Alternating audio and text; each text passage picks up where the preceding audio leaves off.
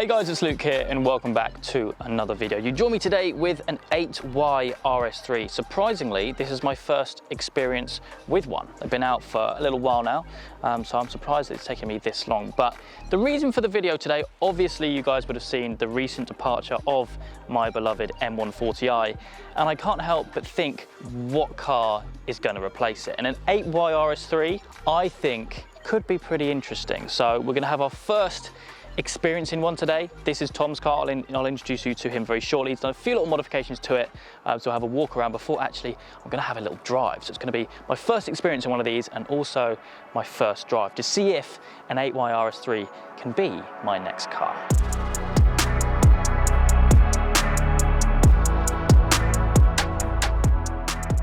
Okay, so we're joined now with Tom, the owner of the car. Thank you for coming along with the RS3 today. A car which is actually for sale as well, which is tempting, very tempting. A car you've had from new actually, isn't it? Yeah, got it March, yeah. Daytona grey car. It's also saloon as well. Were you always had your heart set on a saloon, or do you want to go hatchback?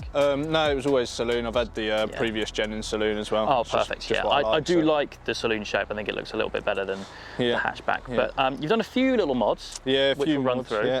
Mainly a nice little intake. There's a story behind this as well. It's a bit funky, isn't it? Yeah, it's actually an intake off a 991.2 GT3 RS. It's used, obviously, it's a little bit. But yeah, I should move it down really, but sucking in a bit of warm air where it is. But it sounds nice, so that's where I've got it at the minute. Fair play. Engine's all complete stock. I think, is the ECU unlocked on these now? I don't know. There's like the tuning boxes and stuff, like the race, is it race chip? Yeah, that's it. Yeah, they have those like for them now, but there's I still think the ECU's locked. So yeah, no, I think it is, and actually in hindsight, without the plate as well, at the moment looking absolutely incredible. I do love these cars actually. Yeah, they do look really cool. You've actually got ceramics on this car as well. Carbon ceramics. It's fully spec. It's fully loaded. It's 4-sprung edition. Daytona grey pearl effect. Pan roof, all the bits really. What wheels are these as well, by the way? They're One Form Edition 1, bronze 19-inch. Nice. 19s all round. Yeah, 19s. They're staggered though. I think they're slightly different profile and width on the front and back. Yeah, no, absolutely. So, You've got to love an RS3, haven't you? Got to love an RS3, like you said, pan roof, epic thing. And then you just done a little lip spoiler on the back. Little carbon wing. Cool. Yeah, no, it's a smart looking thing. I think Daytona grey looks stunning on it as well, actually. I suppose, well, even though you are selling it, if you weren't selling it, would you plan to do any bits to it anymore? Oh yeah, I'd put like a carbon kit on it if I was going to do it. But they're still about £3 grand, so it's like, you know. Yeah, I mean they are just a lot to fork out. Pretty expensive cars still as well. But I love this actually. From the front arch, you get this like extended section. It's really cool actually. Yeah, there's a lot of angles on it. Yeah, no, definitely. But yeah, very kindly thanks to yourself for actually having a little drive today, which I'm very much so looking forward to. I think in a minute we'll hop in. But yeah, what do you guys think? 8Y RS3, saloon or hatchback? Should I get one with a 14 lap plate on the back?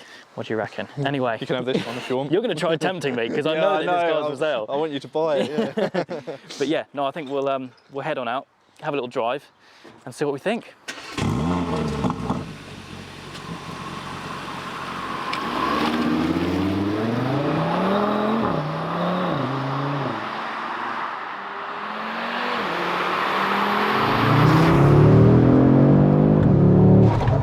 Oh, that does sound good, doesn't it? Yeah.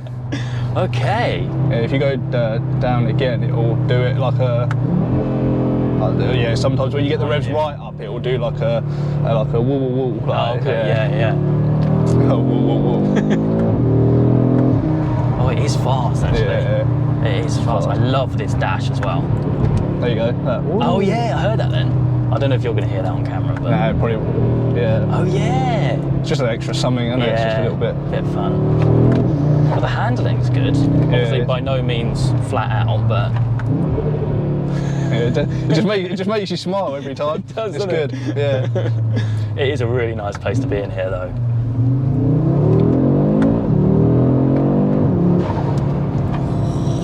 It is fast, isn't it? It really picks up. It is fast. Because normally driving, I'm so used to it, but being passenger, you realise how fast it actually is. That's true. And bearing in mind, I mean, performance-wise, this car is completely stock minus the cone filter, which might give you 10 brake or something if you're lucky. If we're lucky, yeah.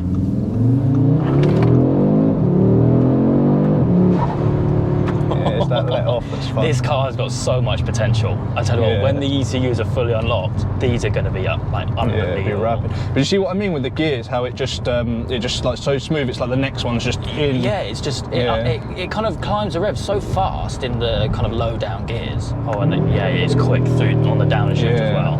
It's still an RS3. Yes, it's got kind of the OPFs and that kind of thing, but it's still an RS3. It pumps fake sound in though. Yeah. You notice you can tell there's a bit of difference. Yeah.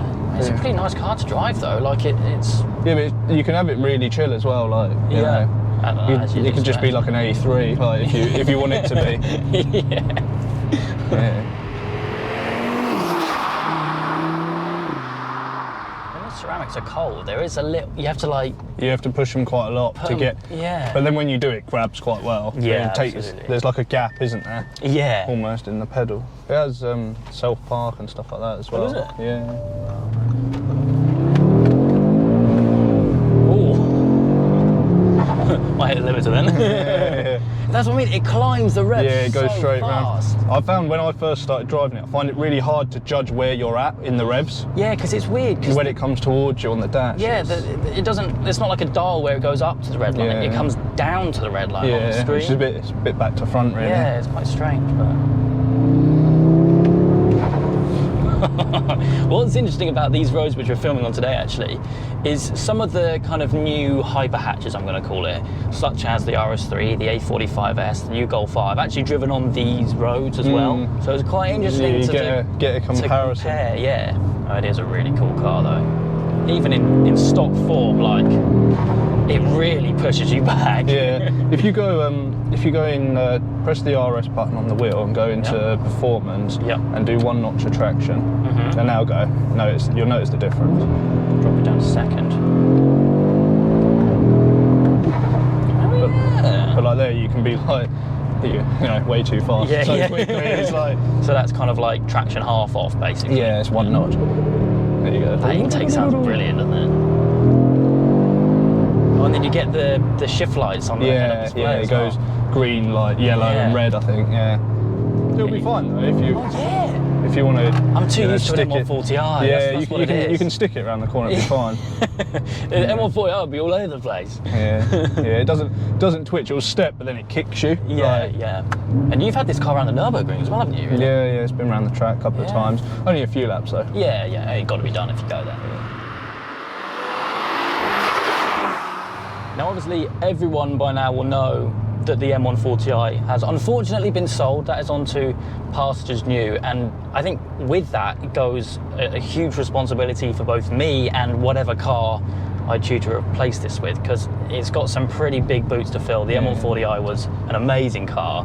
It was such an important car for me and the channel. I feel that whatever now has to wear the 14 lap plate has to be pretty special. I don't want to move away from the hot hatches. Hot hatches is kind of my bread and butter, obviously with the Golf R as well. That's certainly not going anywhere, but something like an RS3, an A45S, maybe even another Golf R. What, a Mark 8 Golf R? Mark 8, yeah, because I think the ECUs they're open now, aren't they? The ECU, they are indeed, but it's a decision I need to make at some point. But I mean, residuals of these things are still pretty high. Yeah. I mean, double the M140i pretty much. Yeah. Well, I mean, this was 70 new, and I reckon now it'd probably go for sort of 63, 64, something like that. Yeah. I think in 10 years' time, these will be an absolute steal. Yeah. Find one that's just had a horrible life, like a Cat D car.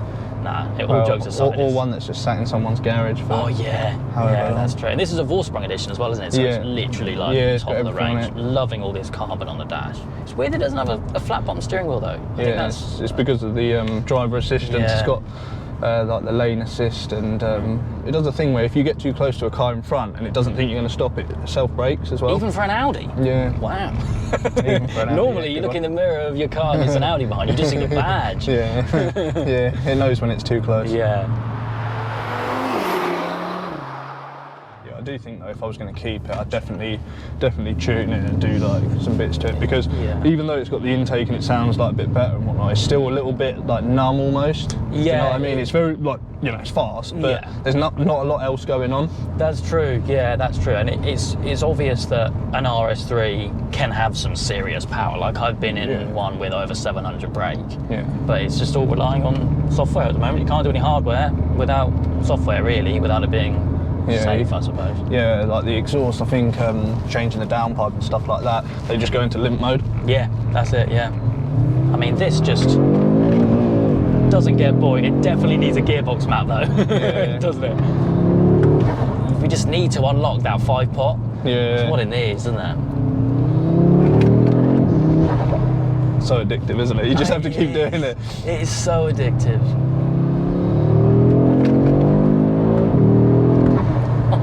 It is. It's it is addictive. Yeah. It really is. But anyway, mate, thank you so much for inviting me down today. It's all right. For me to have a little drive of this. First experience in the new generation 8Y RS3. Something for me to consider. But yeah, ultimately, M140i, as you know, is gone. And I need something to replace it with, so who knows? I need to experience a few other cars and have a little look. I do have a little idea, but we'll have to see as time goes on. But Tom, mate, thank you so much for coming on the channel today. I will, of course, leave your Instagram linked down in the description down below. Providing I don't buy this car, then it is actually going to be for sale for fairly soon. So if you want to learn more about that and actually what you replace it with, maybe, then give him a follow and all that good stuff. But anyway, for me today, that is it. I hope you guys have enjoyed. If you have, please do make sure you leave a like and make sure to subscribe for all the adventures still to come.